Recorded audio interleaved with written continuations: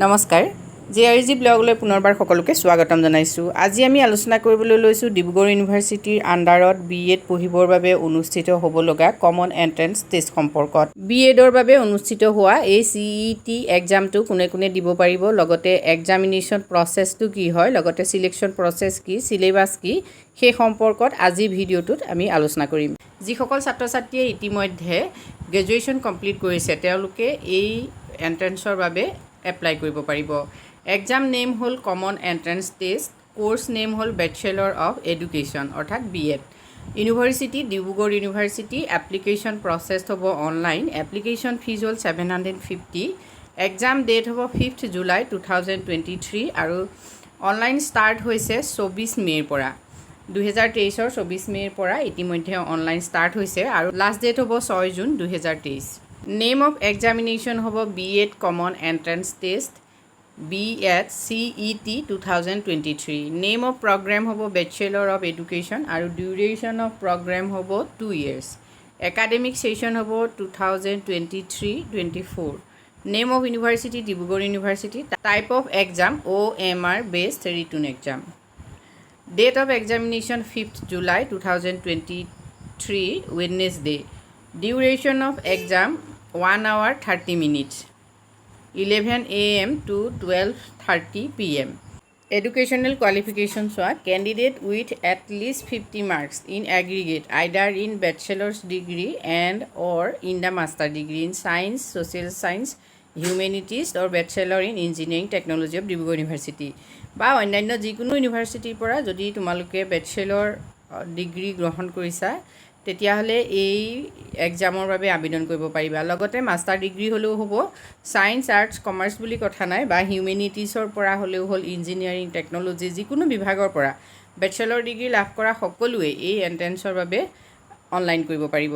ইয়াতে এটা কথা আছে, যিসকলৰ মেজৰত 50% আছে তেওঁলোকেহে কিন্তু এই এক্সামৰ বাবে আবেদন কৰিব পাৰিব। এতিয়া ইয়াৰ লগতে আৰু এটা কিন্তু কথা আছে, সেই কথাটো তোমালোকে চাই লোৱা। যদি 50 marks যদি অনাৰ্ছ বা মেজৰ ছাবজেক্টত আছে কিন্তু অন্যান্য যিখিনি ছাবজেক্ট থাকিব মানে এগ্ৰিগেট কোৰ্চটোত যদি 50% নাথাকে, মানে BEd আমি ধৰি ল'লোঁ মেজৰত 50% আছে কিন্তু অন্যান্য যিখিনি পাছ কোৰ্চ থাকিব সেই সকলো ছাবজেক্ট মিলাই 50% হোৱা নাই, তেতিয়াহ'লে কিন্তু সেই কেণ্ডিডেটে এপ্লাই কৰিব নোৱাৰিব। এডুকেশ্যনেল কোৱালিফিকেশ্যনৰ নৰ্মছৰ ক্ষেত্ৰত কিন্তু ৰিলেক্সেশ্যনো থাকিব, অৰ্থাৎ যিসকল SC, ST, OBC, MOBC বা PWD সেই কেটেগৰীৰ কেণ্ডিডেটৰ বাবে 5% ৰিলেক্সেশ্যন থাকিব। যদি তেওঁলোকৰ গ্ৰেজুৱেশ্যনত 45% হয় তেতিয়াও তেওঁলোকে এই এক্সাম দিব পাৰিব। ইয়াৰ লগতে সেইসকলেও ৰিলেক্সেশ্যন পাব যিসকলৰ মিনিমাম 5 বছৰ টিচিং এক্সপিৰিয়েঞ্চ থাকে। এই পৰীক্ষাৰ বাবে যিহেতু অনলাইন কৰিব লাগিব, গতিকে অনলাইনৰ লিংক ডেছক্ৰিপশ্যন বক্সত দিম, তাৰ পৰা গৈও তোমালোকে এপ্লাই কৰিব পাৰা। কি ডকুমেণ্টছ লাগিব তোমালোকে চোৱা। প্ৰথমতে আহিলে পাছপৰ্ট চাইজ ফটোগ্ৰাফ, নেক্সট আহিলে signature of the candidate.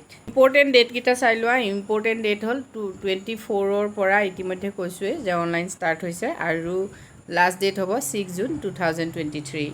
BEd এডমিশ্যনৰ চিলেকশ্যন প্ৰচিডিঅ'ৰটো কি হয় সেই সম্পৰ্কেও তোমালোকে জানি লোৱা।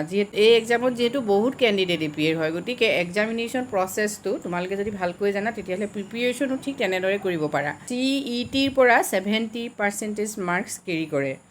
কেৰিয়াৰৰ পৰা আহে 30 marks। এতিয়া কেৰিয়াৰ বুলি কওঁতে বিশেষকৈ HSLC, HS আৰু ডিগ্ৰী এই গোটেইকেইটা চোৱা হয়, মাষ্টাৰ ডিগ্ৰীও চোৱা হয়, সকলো চাই তাৰ পৰা 30 marks কেৰি কৰে। MCQ টাইপৰ ইয়াত কুৱেশ্যন হ'ব। নেক্সট ছাবজেক্ট কি তোমালোকে চাই লোৱা। ছাবজেক্ট হ'ল জেনেৰেল ইংলিছ।